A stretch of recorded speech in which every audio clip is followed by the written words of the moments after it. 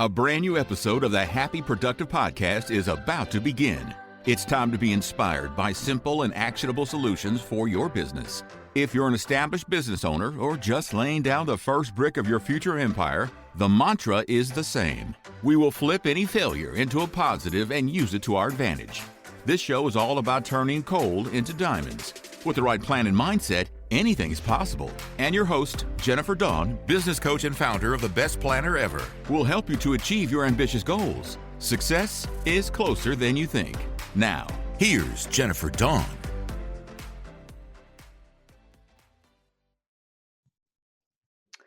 Hello, hello, hello. Welcome to Happy Productive episode number 11. And today I would love to discuss managing our time and our minds, not individually, but together. And here's what I mean. I absolutely love time management. And let's face it, you guys, time is the only real asset that we have. We can always make more money, but we cannot really make more time. But here's the kicker. If you don't manage your mind along with your time, you might find yourself in a situation where really the time that you're putting into it is just kind of creating that same old over and over again. And if you find yourself maybe thinking or feeling or saying things like this, I worked so hard, but I never really get anywhere, or maybe, gosh, isn't there like more to life than this? Or maybe it's, I'm not that good at time management. Or maybe you've even labeled yourself a procrastinator or a perfectionist, which honestly are just labels that we attach to kind of explain why we're not really getting the results we want. Or if you find yourself thinking like anything else along those lines, then this episode is really going to be for you, and you really want to listen to this. Now, we have so many excellent productivity tools out there, books and planners and courses and different teachers. And I got to tell you, I love them all, you guys. I have like a bookshelf full of productivity and time management books, and I love them.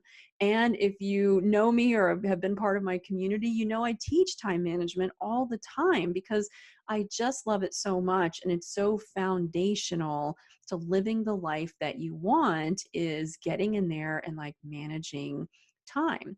And you may have heard me talking about, time blocking, or if you want to get something done, like committing it to your schedule or working from the ABCs of productivity, right? All of these things are just great tools to get the most from our time.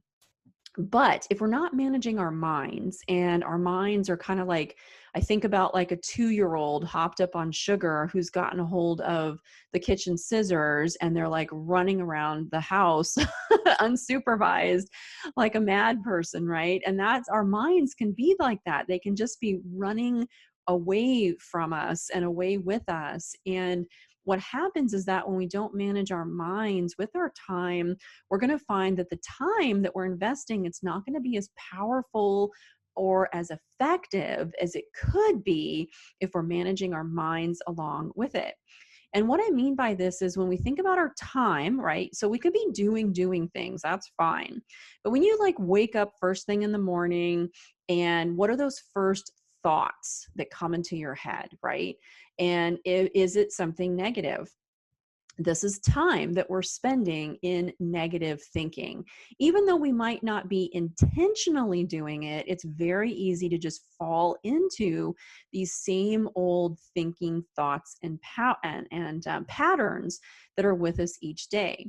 And as we go through the day, how much time do we spend, not being in a great place, or giving our fears or our worries or feeling guilt or beating ourselves up, right? How much of our time do we spend not allowing ourselves to feel joy? This was a very personal one for me, you guys. And the thing is, when I really started diving into it and looking at this stuff and making the choice to be aware, and we're going to talk about awareness and choice, because really those are the only two things that we have when we're talking about, time management. Okay, well, where our time's going to go, awareness and choice are what we have at our disposal to make those decisions. But when I started to be more aware, one of the things I discovered was that I was going into a lot of situations preparing myself for disappointment. And as I looked back at my life, I realized there was a lot of times in my life where I was really, really disappointed. And I'm a fairly sensitive person. I really feel my emotions. And so sometimes things really feel harder than maybe they do for other people, but I really feel pain and I feel sadness. And when I'm around other people, I can pick up and I can feel their pain and their sadness and their grief and their anger as well. And so it always kind of was like, I would just like go into situations sort of like preparing myself to feel disappointed. Another belief that I found I had, and this actually went all the way back to my childhood, is that if I got too happy, it would be taken away. And so anytime things are like too good, the saying, it's too good to be true, like that was totally me. Like I wouldn't trust it. And it took some real time and exploration to go all the way back to my childhood, when times in my childhood where things were really, really good, they would get taken away from me. And if you don't know my story, and I won't go all the way into it, but I grew up with a lot of abuse, and I had a father who was sexually abusive and a mother who did nothing about it and is a very toxic person. I did, however, have grandparents that were wonderful. And so I would go to my grandparents' house over the summer and I would just have the most amazing time. And then when the summer ended, I'd get yanked back into the normal day-to-day childhood, which was really pretty awful experience. And we moved a lot, and I just stopped making friends because it was just easier because I knew we were going to move again. I'd been in 13 different schools by the time I hit 7th grade. And so you guys, it's not that this stuff wasn't legit for me to like cope and be able to survive. And so I saw these things as really good survival tools. The problem was it really kind of shut me down. And I found myself really shutting myself down as a coping tool, a survival. And it was almost like I was kind of feeling numb most of the time. Now, it wasn't that I was walking around in a bad mood, because I've always just been a naturally happy, optimistic, smiling person. I just kind of, that's my personality. I tend to be up, and I tend to usually be in a good mood. And so that's just kind of my natural personality. So it wasn't like, you would see me and go, oh, wow, she's really suffering. In fact, most people didn't know, or they wouldn't see this at all. But what I had done was I was just really shutting my heart down because I was protecting it from further pain and trauma. And so when I would go into situations, I wouldn't get my hopes up. I was always prepared to be disappointed. So when I got disappointed, it's like, oh, well, that didn't bother me at all. The problem is that when you kind of shut yourself off to the pain, you also block out the joy. And the way I discovered this is that I was doing a lot more gratitude. I was doing gratitude practices and more gratitude meditations. And I noticed, again, through awareness, that I just wasn't really feeling it, right? I'm like, oh, I have all these things to be grateful for, but I was like, but why don't I really feel it? Why don't I feel it in my heart? Why don't I feel it in my body? And that's how I started to become more aware that I had sort of just shut myself down and shut my heart down a little bit. And then when I started to ask questions a little more, it's like, well, why? Why did I do this? It's like, well, to protect myself from these very real things that had happened in my life. And so that's when I had to make the choice to get that heart of mine, reopened, because here's the thing with the universe, you guys. So we send a thought out as to what we want in our lives, and it goes out with the thought. But to bring things back to us requires a feeling, and the feelings of gratitude and joy and love, that's what brings these things back to us. And so when we're feeling anger or resentment or bitterness or disappointment, well, we're going to bring that back to us. And if that's the kind of stuff that you don't want, this is why it becomes so important to open our hearts up so that we can feel the gratitude and the love and the joy. And this is where I started to kind of discover all of this was through the process of awareness. Okay. So I've mentioned this, that we have two things. We have awareness and we have choice. Okay. And even as we start to make the decision that we're going to manage our mind and our time together, we still just have those two things, which are awareness and choice. And I'm going to dive into that a little bit deeper. So awareness is simply, the decision that we're going to pay attention. We're going to pay attention to how we're thinking. We're going to pay attention to how we're feeling. We're going to pay attention to those things in our life that we want to change. And then once we notice them, that's really all it is. Once we've noticed it, and hopefully we've done this without guilt or shame or beating ourselves up, right? We've just noticed it. Then we have a choice. And this is where our choice is so, so important, because we can absolutely choose when we have an awareness of things we don't really care for. We can choose to ignore them. We can choose to bury them deep down. We can choose to distract ourselves so that we don't have to deal with it. We can choose to make a whole lot of excuses of why it's not our fault that they're this way. Trust me, I went through years of that, of blaming, right, parents for the things that I didn't get when I was a kid. But there's a point where you gotta turn that off and stop pointing the finger at everybody else, because it's really just pointing a bunch of fingers back at you. So we can choose to be a victim, right? We can choose to give away our power and feel like things are happening to us and we don't have any control over it. Or on the flip side, we can choose to make a change. We can choose to get some help. We can choose to surround ourselves with others who have succeeded in whatever area we're struggling with. We can choose to listen. We can, and listening, you guys, we can choose to listen with our ears, but we can also choose to listen with our hearts. And we can choose to try, right? We can also choose to show up, and we can choose to let ourselves off the hook and accept that we're not going to be perfect at this stuff at first.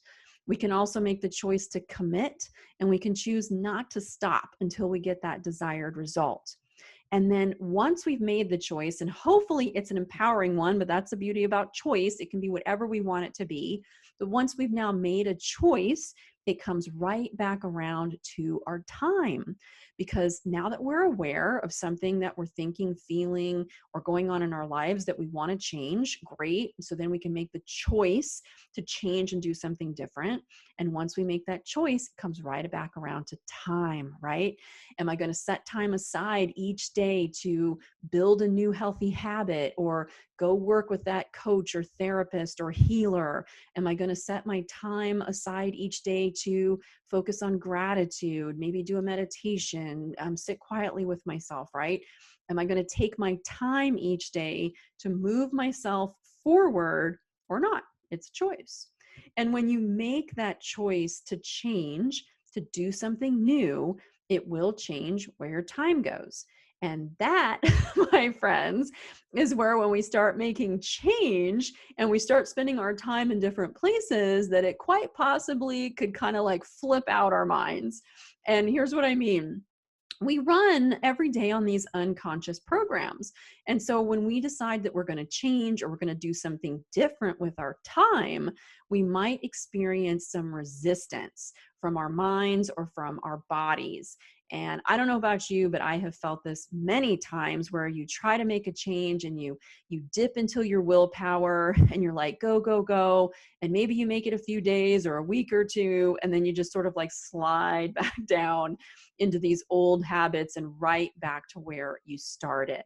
And that's because willpower, I love willpower, but willpower alone may not get the job done. And this was very, very hard on me throughout my life, because, I would dive into willpower, be good for a little while, and then slip back and then beat myself up. And I was just so angry at myself. It's like, what is wrong with me? Why can't I get my act together? And that's when I learned that it really wasn't my fault. It was just this unconscious programming. And when I learned how to change that programming by managing my mind, it changed my entire life. And so this is why I wanted to share this topic with you guys today, because when you try to manage your time without also managing your mind, you might find that you're not really getting those results that you really want, right? You might find that you're really exhausted from tapping into willpower. So willpower is usually strongest in the morning. It's almost like a muscle, and it's strongest in the morning. But as we go through the day and we get tired and we get a little stressed out, the willpower will go down. So if you've ever experienced where you get up in the morning and you're like, I'm going to do all these things today, and then as the day progresses on, you're just like, oh, never mind, forget about it. I don't care anymore, right? That's your willpower. And it just naturally declines as the day goes on. It's just a natural thing. Or you might find that like your energy is super drained because it's almost like you're battling yourself all the time. It's like, this is what I want, in this part of my mind, but my body, the other part of my mind is just like this battlefield all the time, back and forth, back and forth. And it can be really, really exhausting. So again, that's why this is such an important topic. And I wanted to share with you because you've got to pair time management and mind management together, or you could be suffering a whole lot unnecessarily. Because as we've gone through this life, we pick up lies, and we pick up limiting beliefs, and we pick up fears, and we pick up all kinds of stinky thinking, right? And when these things are left unchecked, this is where you get into the rut, and you just find yourself being on the rat wheel, and it just feels like you're just repeating the same day every day. And for many people, this is their entire lives. And so this week, what I want to challenge you guys to do is, listen to this and really let it in and look at how it might be applying to your life. And let's just start with some simple awareness this week. And this is the challenge I want to put out there to all of you. Just start to be more aware of where your time is going. Now, yes, you can look at, where your time is going in meetings or errands or projects that you're working on, and that's all great time. But I really want you to pay attention to where is your mind going? Where's your mind going, right? Where's your energy going? How much of that thinking is happening that's taking you down a negative path? How much thinking is taking you or spent on fears or worry or guilt or shame, right? When you look at where your time is going, I also want you to look at where is your mind going and just be aware. How much of your time are you spending each day feeling great, feeling joy, feeling love, feeling gratitude? If it's not enough, well, then let's just be aware of that. And maybe even just kind of take some notes. If you just step outside yourself, almost like you're watching yourself on a movie, and just be aware. It's not about judgment, but just kind of pay attention. When I started paying attention, it was like, wow, I was this happy, positive, optimistic person. But I realized that a lot of my thinking was kind of negative and going to these yucky places where I was sort of always being prepared for disappointment. And I remember one day I woke up and it was a Monday morning, and my first thought was, what crappy thing is going to happen to me today? and because I was being aware, I was like, oh my gosh, ding, ding, ding, like this is terrible thinking. And so because I was aware of it, then I could make a choice to change it.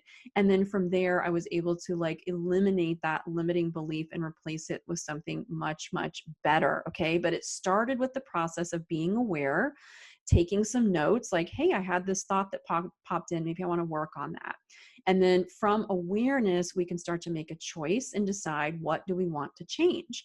Now, I want to encourage you to keep the bar really low. If you haven't done this or you've done it a lot and you have a lot of things that are popping up, that's okay. Just jot them all down, but then just pick one. Focus on one thing this week and then grab a tool to help you along. You know how I love the tools. So maybe you identify a limiting belief, or you identify some places in your life where you could use a little more gratitude, or maybe you've picked up on a lie, or you've programmed yourself to just always be working hard because that's where your validation comes from. Any of these things, but just grab one that comes up for you as you start to be more aware, and then use a tool to help you move through it. So for example, if you notice that you have a really bad habit and you want to change it into a good, healthy habit, you could use the momentum grid. I gave this away on last week's podcast episode. If you're a member of Goal Achievers or in my inner circle, you have access to the momentum grid, or even if you have a best planner ever, there's one on every My Week page. Okay. And the momentum grid is just about small daily, right? Showing up every day a little bit to change a habit. Let's say that you are working always in a state of overwhelm. Well, do the brain dump exercise. They're included in every best planner ever. Maybe you are become aware that you have a lot of negative emotions like anger or fear or worry, bitterness, anything like that. You could journal that stuff out, right? In the best planner ever, or just a plain notepad. Maybe you have a limiting belief and you're like, I really want to reprogram this. You could learn how to do a clearing statement with the clearing lies and limiting belief training.